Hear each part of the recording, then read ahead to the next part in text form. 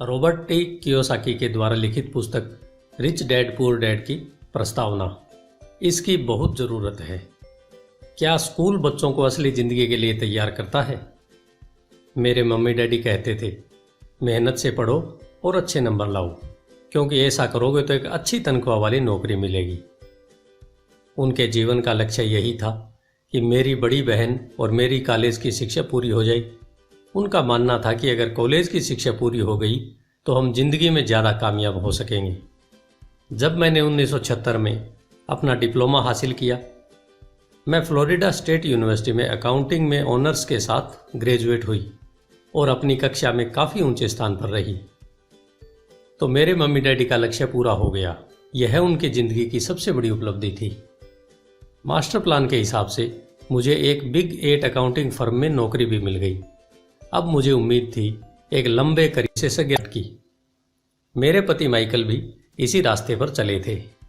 हम दोनों ही बहुत मेहनती परिवारों से आए थे जो बहुत अमीर नहीं थे।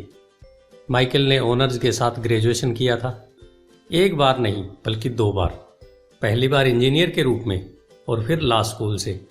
उन्हें जल्दी ही पेटेंट लॉ में विशेषज्ञता रखने वाली वाशिंगटन डीसी की एक मानी हुई लॉ फर्म में नौकरी मिल गई और इस तरह उनका भविष्य भी सुनहरा लग रहा था। उनके करियर का नक्शा साफ था और यह बात तय थी कि वे भी जल्दी रिटायर हो सकते थे। हालांकि हम दोनों ही अपने करियर में सफल रहे, परंतु हम जो सोचते थे हमारे साथ ठीक वैसा ही नहीं हुआ। हमने कई बार नौकरियां बदली, हालांकि हर बार नौकरी बदलने के कारण सही थे, परंतु हमारे लिए किसी ने भी पेंशन योजना में निवेश नहीं किया। हमारे रिटायरमेंट फंड हमारे खुद के लगाए पैसों से बढ़ रहे थे। हमारी शादी बहुत सफल रही और हमारे 3 बच्चे हैं। उनमें से 2 कॉलेज में हैं और तीसरा भी हाई स्कूल में गया ही है। हमने अपने बच्चों को सबसे अच्छी शिक्षा दिलाने में बहुत सा पैसा लगाया। 1996 में एक दिन मेरा बेटा स्कूल से घर लौटा। स्कूल से उसका मोह भंग हो गया था। वह पढ़ाई से ऊब चुका था। मैं उन विषयों को पढ़ने में इतना ज़्यादा समय क्यों बर्बाद करूं जो असली ज़िंदगी में मेरे काम ही नहीं आएंगे। उसने विरोध किया। बिना सोचे विचारे ही मैंने जवाब दिया, क्योंकि अगर तुम्हारे अच्छे नंबर नहीं आए तो तुम कभी कॉलेज नहीं जा पाओगे। चाहे मैं कॉलेज जाऊं या ना जाऊं, उसने जवाब दिया, मैं अमीर बनकर दिखाऊंगा। अगर तुम कॉलेज से ग्रेजुएट नहीं होगे तो तुम्हें कोई अच्छी नौकरी नहीं मिलेगी। मैंने एक माँ की तरह चिंतित और आशंकित होकर कहा, बिना अच्छी नौकरी के तुम किस तरह अमीर बनने के सपने देख सकते हो? मैं सिर को बोरियत भरे अंदाज में हिलाया। हम यह चर्चा कई बार पहले भी कर चुके थे। उसने अपने सिर को झुकाया और अपनी आंखें घुमाने लगा। मेरी समझदारी भरी सलाह एक बार फिर उसके कानों के भीतर नहीं गई थी। हालांकि वह स्मार्ट और प्रबल इच्छा शक्ति वाला युवक था, परंतु वह नम्र और शालीन भी था। मम्मी, उसने बोलना शुरू किया और भाषण सुनने की बारी अब मेरी थी। समय के साथ चलिए, अपने चारों तरफ देखिए। सबसे अमीर लोग अपनी शिक्षा के कारण इतने अमीर नहीं बने हैं। माइकल जॉर्डन और मैडोना को देखिए। यहाँ तक कि बीच में ही हार्वर्ड छोड़ देने वाले बिल गेट्स ने माइक्रोसॉफ्ट कायम किया। आज वे अमेरिका के सबसे अमीर व्यक्ति हैं और अभी उनकी उम्र भी 30 से 40 के बीच में ही है। और उस बेसबॉल पिचर के बारे में तो आपने सुना ही होगा, जो हर साल $40 लाख कमाता है, जबकि उस पर दिमागी तौर पर कमज़ोर होने का लेबल लगा हुआ है। हम दोनों काफ़ी समय तक चुप रहे। अब मुझे यह समझ में आने लगा था कि मैं अपने बच्चों को वही सलाह दे रही थी जो मेरे माता पिता ने मुझे दी थी। हमारे चारों तरफ की दुनिया बदल रही थी, परंतु हमारी सलाह नहीं बदली थी। अच्छी शिक्षा और अच्छे ग्रेड हासिल करना अब सफलता की गारंटी नहीं रह गए थे और हमारे बच्चों के अलावा यह बात किसी की समझ में नहीं आई थी। मम्मी, उसने कहा, मैं आपकी और डैडी की तरह कड़ी मेहनत नहीं करना चाहता। आपको काफ़ी पैसा मिलता है और हम एक शानदार घर में रहते हैं जिसमें बहुत ही कीमती सामान है। अगर मैं आपकी सलाह मानूंगा तो मेरा हाल भी आपकी ही तरह होगा। मुझे भी ज़्यादा मेहनत करनी पड़ेगी ताकि मैं और ज़्यादा टैक्स भर सकूं व कर्ज में डूब जाऊं। वैसे भी आज की दुनिया में नौकरी की सुरक्षा तो बची नहीं है।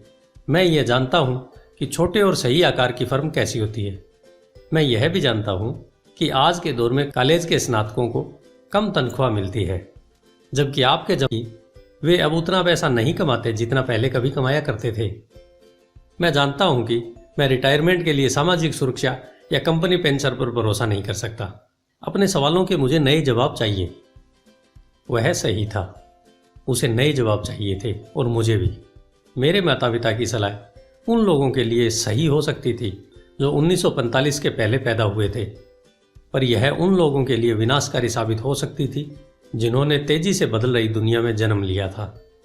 अब मैं अपने बच्चों से यह सीधी सी बात नहीं कह सकती थी, स्कूल जाओ, अच्छे ग्रेड हासिल करो और किसी सुरक्षित नौकरी की तलाश करो।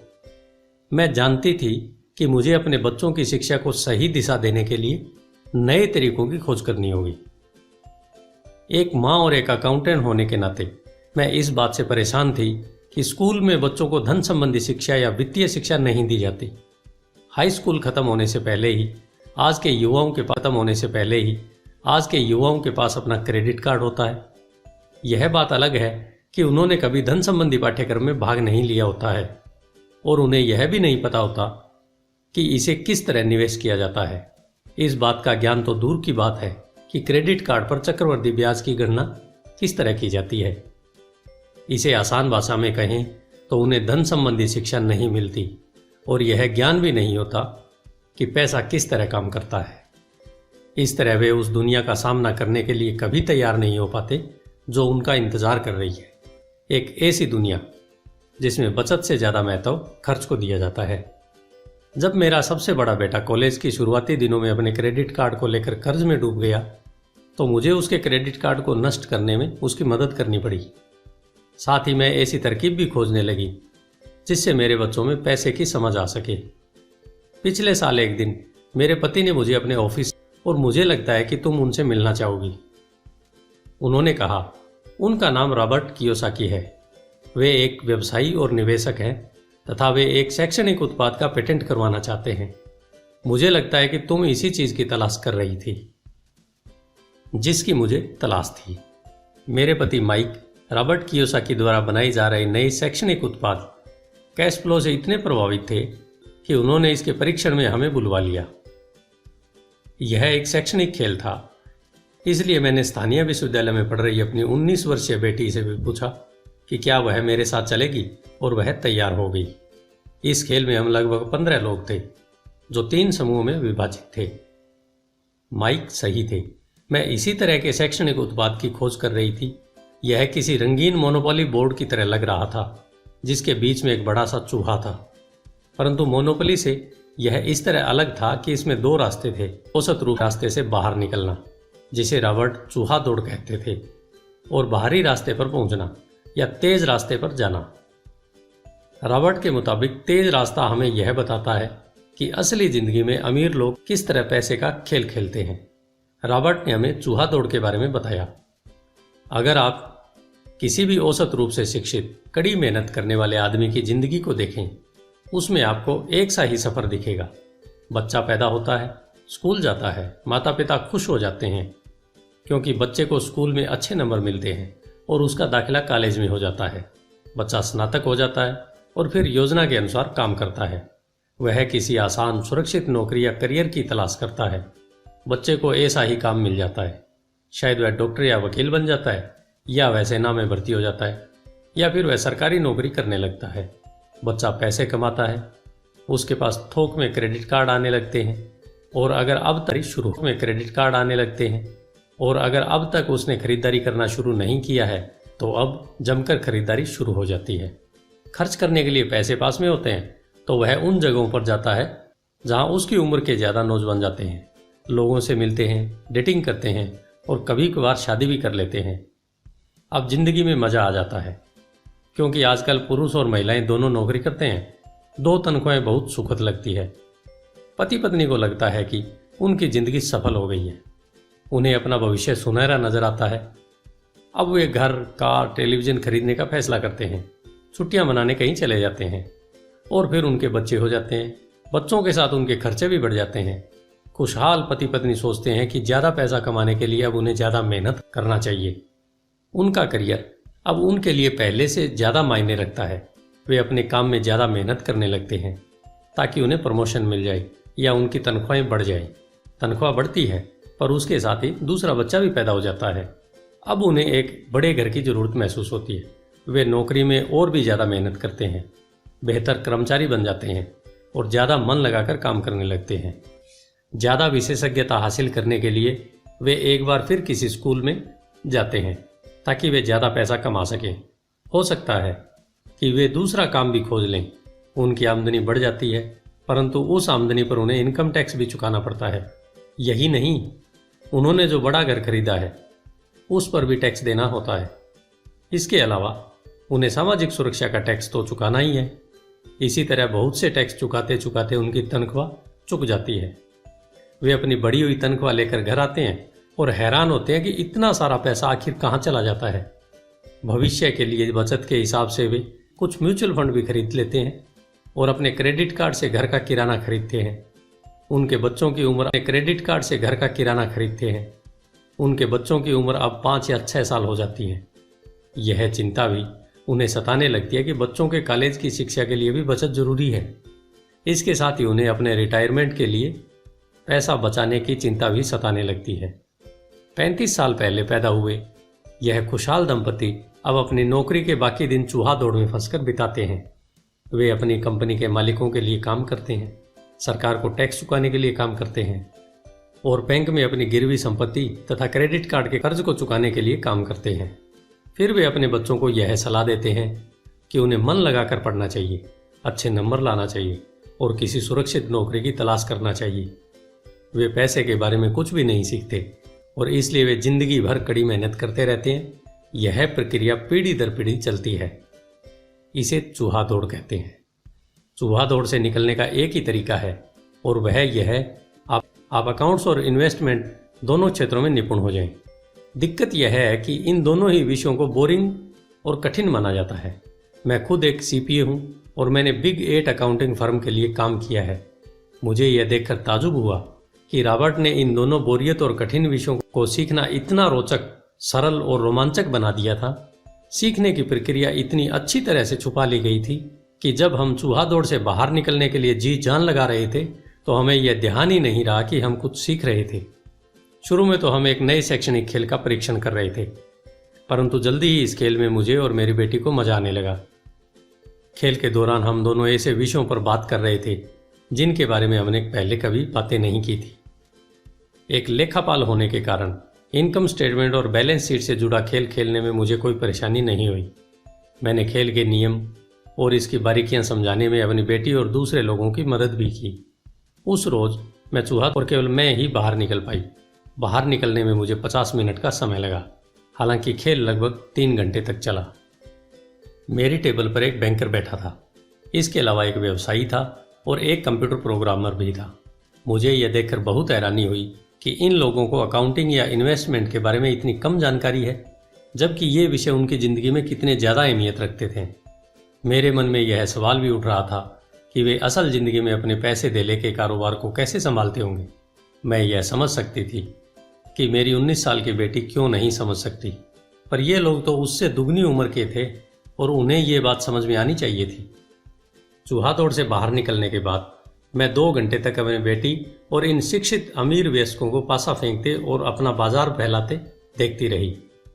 हालांकि मैं खुश थी कि वे लोग कुछ नया सीख रहे थे, लेकिन मैं इस बात से बहुत परेशान और विचलित थी। वयस्क लोग सामान्य अकाउंटिंग और इन्वेस्टमेंट के मूलभूत बिंदुओं के बारे में कितना कम जानते थे। उन्होंने अपने इनकम स्टेटमेंट और अपनी बैलेंस शीट के आपसी संबंध को समझने में भी बहुत समय लगाया। अपनी संपत्ति खरीदते और बेचते समय उन्हें ध्यान ही नहीं रहा कि हर सौदे में उनकी महीने की आमदनी पर असर पड़ रहा है। मैंने सोचा, असल जिंदगी में ऐसे करोड़ों लोग होंगे जो पैसे के लिए सिर्फ इसलिए परेशान हो रहे हैं क्योंकि उन्होंने ये दोनों विषय कभी नहीं पढ़े। मैंने मन में सोचा, भगवान का शुक्र है कि हमें मज़ा आ रहा है और हमारा लक्ष्य खेल में जीतना है। जब खेल खत्म हो गया तो रॉबर्ट ने हमें 15 मिनट तक कैश फ्लो पर चर्चा करने और इसकी समीक्षा करने के लिए कहा। मेरी टेबल पर बैठा व्यवसायी खुश नहीं था, उसे खेल पसंद नहीं आया था। मुझे यह सब जानने की कोई ज़रूरत नहीं है, उसने ज़ोर से कहा। मेरे पास इन सब के लिए अकाउंटेंट, बैंकर और वकील है जिन्हें यह सब मालूम है। क्या आपने गौर किया है कि ऐसे बहुत से अकाउंटेंट हैं जो अमीर नहीं है, और यही हाल बैंकर, वकील, स्टॉक ब्रोकर और रियल एस्टेट ब्रोकर का भी है। वे बहुत कुछ जानते हैं और प्राय वे लोग स्मार्ट होते हैं, परंतु उनमें से ज़्यादातर अमीर नहीं होते। क्योंकि हमारे स्कूल में वह सब नहीं सिखाते जो अमीर लोग जानते हैं, इसलिए हम इन लोगों को सलाह देते हैं। परंतु एक दिन जब आप किसी हाईवे पर कार से जाते हैं, आप ट्रैफिक जाम में फंस जाते हैं, आप बाहर निकलने के लिए छटपटाते हैं। जब आप अपनी दाईं तरफ देखते हैं तो वहां आप देखते हैं कि आपका अकाउंटेंट भी उसी ट्रैफिक जाम में फंसा हुआ है। फिर आप बाईं तरफ देखते हैं और आपको वहां आपका बैंकर भी उसी हाल में नजर आता है। इससे आपको हालात का अंदाजा हो जाएगा। कंप्यूटर प्रोग्रामर भी इस खेल से प्रभावित नहीं हुआ था। यह सीखने के लिए मैं सॉफ्टवेयर खरीद सकता हूँ। बैंकर जरूर प्रभावित हुआ था। मैंने स्कूल में अकाउंटिंग सीखा था, कहा इसे असल जिंदगी में किस तरह काम में लाया जाए। अब मैं समझ गया हूँ, मुझे चूहा दौड़ से बाहर निकलने के लिए खुद को तैयार करने की जरूरत है। परंतु मेरी पुत्री के विचारों से मैं सबसे ज़्यादा रोमांचित हुई। उन्होंने कहा, मुझे सीखने में बड़ा मजा आया। मैंने इस बारे में बहुत कुछ सीखा कि पैसा असली ज़िंदगी में किस तरह काम करता है और इसका निवेश किस तरह करना चाहिए।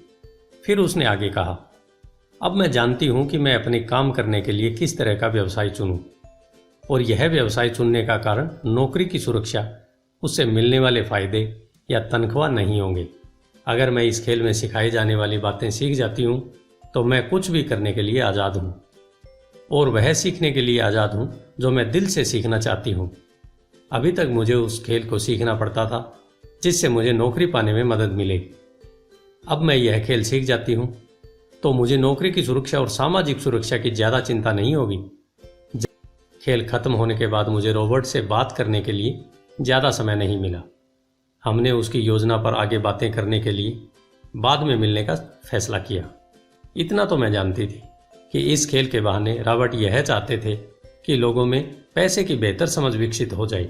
यही कारण था कि मैं उनकी योजनाओं के बारे में ज़्यादा जानने के लिए उत्सुक थी। मेरे पति और मैंने रॉबर्ट और उनकी पत्नी के साथ अगले हफ्ते डिनर मीटिंग रख ली। हालांकि यह हमारा पहला सामाजिक मेलजोल था, फिर भी मुझे ऐसा महसूस हो रहा था जैसे हम एक दूसरे को बरसों से जानते हों। हमने पाया कि हम में बहुत सी बातें एक जैसी हैं। हमने बहुत से विषयों पर बातें की, खेलों, नाटकों, रेस्तराओं और सामाजिक आर्थिक विषयों पर। हमने बदलती हुई दुनिया के बारे में बातें की। हमने इस मुद्दे पर बहुत समय तक विचार किया कि ज़्यादातर अमेरिकी कैसे अपने रिटायरमेंट के लिए बहुत कम पैसा बचा पाते हैं या बिल्कुल नहीं बचा पाते। अमेरिकी कैसे अपने रिटायरमेंट के लिए बहुत कम पैसा बचा पाते हैं या बिल्कुल नहीं बचा पाते।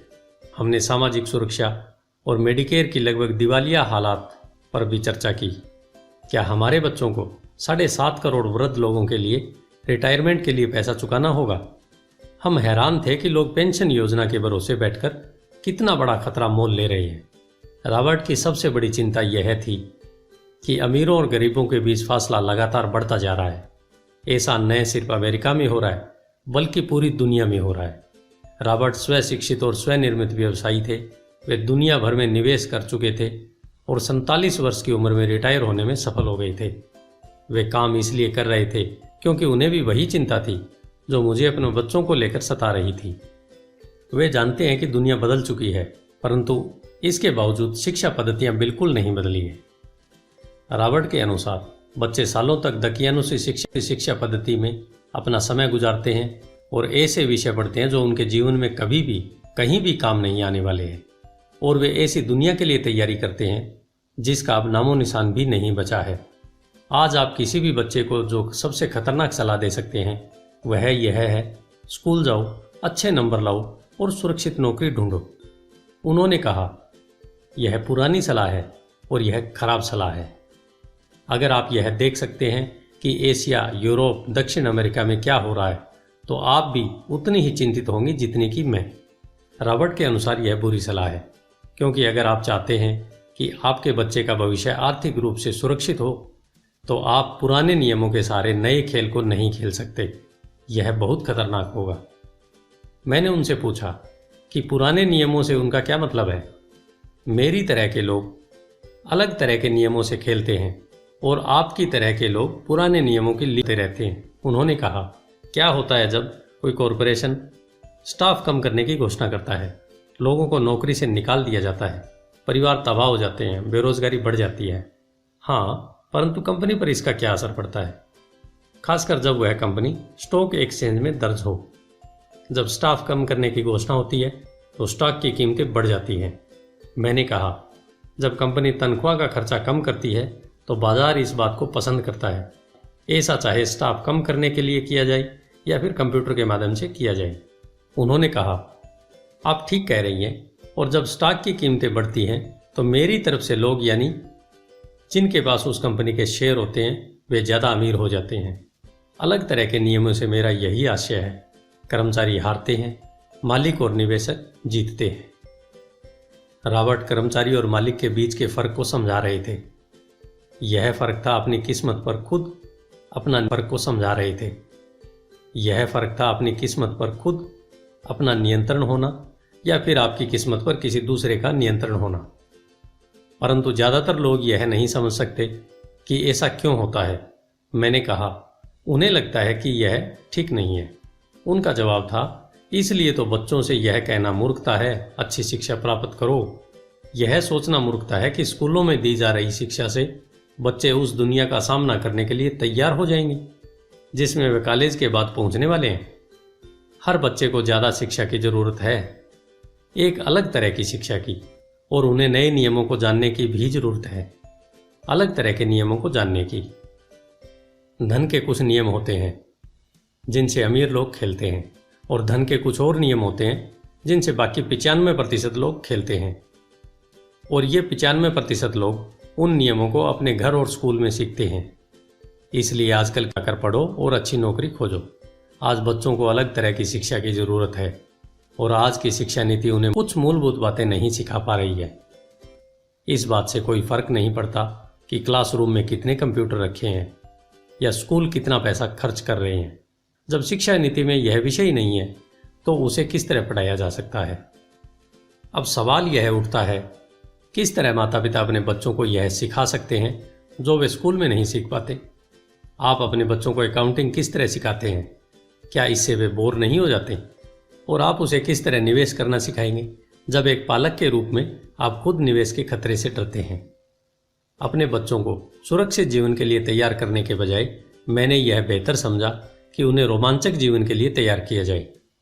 तो आप किस तरह किसी बच्चे को धन और उन सब चीज़ों के बारे में सिखा सकते हैं जिन पर हमने अभी विचार किया है।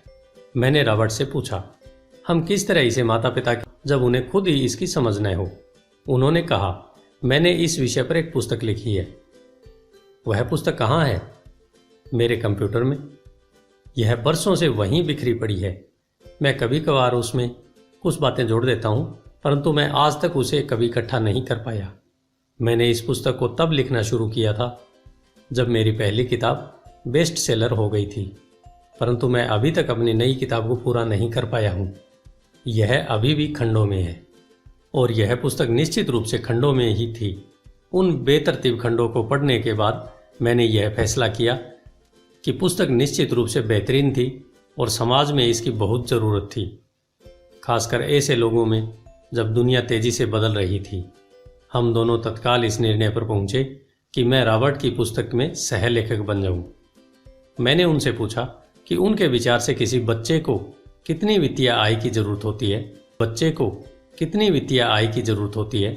उन्होंने कहा कि यह बच्चे पर निर्भर करता है। अपने बचपन में उन्होंने यह जान लिया था कि वे अमीर बनना चाहते थे, और उन्हें एक ऐसे पिता स्वरूप व्यक्ति मिल गए जो अमीर थे और जो उनका मार्गदर्शन करने के इच्छुक भी थे। रॉबर्ट का कहना था कि शिक्षा ही सफलता की नींव है।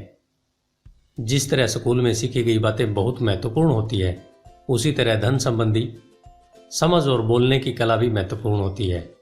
आगे की कहानी रॉबर्ट के 2 डैडियों के बारे में है, जिनमें से एक अमीर है और दूसरे गरीब, जिनके जरिए रॉबर्ट उन रहस्यों को बताएंगे जो उन्होंने अपने जीवन में सीखे हैं। दोनों डैडियों के बीच का अंतर एक खास बात उजागर करता है। इस पुस्तक को मैंने बढ़ाया है, जिसमें कुछ जोड़ा और घटाया है, और इसे व्यवस्थित करने के लिए काम किया है। जो अकाउंटेंट इस पुस्तक को पढ़े, उनसे मेरा यही कहना है कि के सिद्धांतों को घुस जाने दें। और अपने दिमाग में रॉबर्ट के सिद्धांतों को घुस जाने दें। हालांकि उनमें से कई सिद्धांत पहली नज़र में गलत लगेंगे। अकाउंट्स के सिद्धांतों की बुनियादी बातों को चुनौती देते लगेंगे, परंतु यह याद रखें कि वे एक महत्वपूर्ण दृष्टि देते हैं कि किस तरह सच्चे निवेशक अपने निवेश के फैसलों का विश्लेषण करते हैं। जब हम अपने बच्चों को स्कूल जाने, मेहनत से पढ़ने और अच्छी नौकरी पाने की सलाह देते हैं तो अक्सर हम ऐसा सांस्कृतिक आदतों के कारण करते हैं। ऐसा करना हमेशा सही चीज़ मानी गई है। जब मैं रॉबर्ट से मिली तो उनके विचारों ने शुरू में तो मुझे चौंका दिया। दो डैडियों के साथ पले बड़े रॉबर्ट के सामने दो अलग अलग लक्ष्य होते थे। उनके पढ़े लिखे डैडी उन्हें कॉरपोरेशन में नौकरी करने की सलाह देते थे और उनके अमीर डैडी उन्हें कॉरपोरेशन का मालिक बनने की सलाह देते थे। दोनों ही कामों में शिक्षा की ज़रूरत थी, परंतु पढ़ाई के विषय बिल्कुल अलग अलग थे। पढ़े लिखे डैडी रॉबर्ट को स्मार्ट बनने के लिए प्रोत्साहित करते थे। अमीर डैडी रॉबर्ट को यह जानने के लिए प्रोत्साहित करते थे कि किस तरह स्मार्ट लोगों की सेवाएं ली जाएं। दो डैडियों के होने से कई समस्याएं भी पैदा हुईं। रॉबर्ट के असली डैडी हवाई राज्य के शिक्षा प्रमुख थे। जब रॉबर्ट 16 साल के हुए तो उन्हें इस बात की कोई खास चिंता नहीं सता रही थी। अगर तुम्हें अच्छे नंबर नहीं मिलते तो तुम्हें कोई अच्छी नौकरी नहीं मिलेगी। वे पहले से ही ये जानते थे कि उनके करियर का लक्ष्य था कॉरपोरेशन का मालिक बनना, न कि उसमें नौकरी करना। सच तो यह है कि अगर हाई स्कूल में समझदार और मेहनती परामर्शदाता नहीं मिला होता तो रॉबर्ट कभी कॉलेज नहीं गए होते। वे इस बात को मानते हैं। वे दौलत कमाने के लिए बेताब थे, परंतु वे आखिरकार मान ही गए कि कॉलेज की शिक्षा से भी उन्हें फायदा हो सकता है। दरअसल इस पुस्तक में दिए गए विचार शायद बहुत से माता और अतिशयोक्तिपूर्ण लगेंगे। कई लोगों को तो अपने बच्चों को स्कूल में रखने में भी काफ़ी मेहनत करनी पड़ती है, परंतु बदलते हुए समय को देखते हुए हमें नए और जोखिम भरे विचारों की तरफ ध्यान देने की ज़रूरत है। अपने बच्चों को कर्मचारी बनने की सलाह देने का मतलब यह है कि हम उन्हें जिंदगी भर अपनी खून पसीने की कमाई से इनकम टैक्स और भी न जाने कितने टैक्स चुकाने की सलाह देते हैं, और इसके बाद भी पेंशन की कोई गारंटी नहीं होती। और यह सच है कि आज के ज़माने में टैक्स किसी व्यक्ति का सबसे बड़ा खर्च है। हकीकत में ज़्यादातर परिवार तो जनवरी से आधी मई तक सिर्फ अपने टैक्स चुकाने के लिए ही सरकार की नौकरी करते हैं। आज नए विचारों की बहुत ज़रूरत है और यह पुस्तक हमें नए विचार देगी। रॉबर्ट का दावा है कि अमीर लोग अपने बच्चों को अलग तरह की शिक्षा देते हैं। वे अपने बच्चों को घर पर सिखाते हैं, डिनर टेबल पर सिखाते हैं। ये विचार वे न हों जिन पर आप अपने बच्चों से बात करते हो, परंतु उन पर नज़र डालने के लिए धन्यवाद। और मैं आपको सलाह देती हूँ कि आप खोज करते रहें। एक माँ और एक सीपीए होने के नाते मैं तो यही सोचती हूँ कि अच्छे नंबर लाना और एक बढ़िया नौकरी पा लेना एक पुराना विचार है। हमें अपने बच्चों को नए तरह के विचार देने होंगे। हमें उन्हें अलग तरह की शिक्षा देनी होगी। शायद हम अपने बच्चों को यह सिखाएं कि अच्छे कर्मचारी होने के साथ साथ वे अपना खुद का निवेश कॉरपोरेशन भी खोल सकें। दोनों का यह तालमेल बढ़िया रहेगा। एक माँ होने के नाते मुझे उम्मीद है कि यह पुस्तक सभी अभिभावकों के लिए फ़ायदेमंद होगी। रॉबर्ट लोगों को यह बताना चाहते हैं कि कोई भी व्यक्ति अगर ठान ले तो अमीर बन सकता है। अगर आप एक माली या गेटकीपर हैं या पूरी तरह बेरोजगार हैं तो भी आप में खुद को अपने और अपने परिवार के लोगों को धन संबंधी बातें सिखाने की काबिलियत है। यह याद रखें, विश्वव्यापी को अपने और अपने परिवार के लोगों को धन संबंधी बातें सिखाने की काबिलियत है। यह याद रखें कि धन संबंधी बुद्धि वह दिमागी तरीका है जिससे हम अपनी धन संबंधी समस्याओं को सुलझाते हैं। आज हम ऐसे विश्वव्यापी तकनीकी परिवर्तनों का सामना कर रहे हैं जिनका सामना हमने आज से पहले कभी नहीं किया। किसी के पास भी जादू की पुड़िया नहीं है, परंतु एक बात तो तय है, ऐसे परिवर्तन हमारे सामने आने वाले हैं जो हमारे यथार्थ से परे हैं। कौन जाने भविष्य हमारे लिए क्या लाता है, पर जो भी हो हमारे पास दो मूलभूत विकल्प मौजूद है। या तो हम सुरक्षा की राह पर चलें या फिर हम स्मार्ट बनकर खुद को धन संबंधी क्षेत्रों में शिक्षित करें और अपने बच्चों की धन संबंधी प्रतिभा को भी जागृत करें। शेरान लेक्टर। धन्यवाद। आइए चलते हैं अध्याय 1 की तरफ।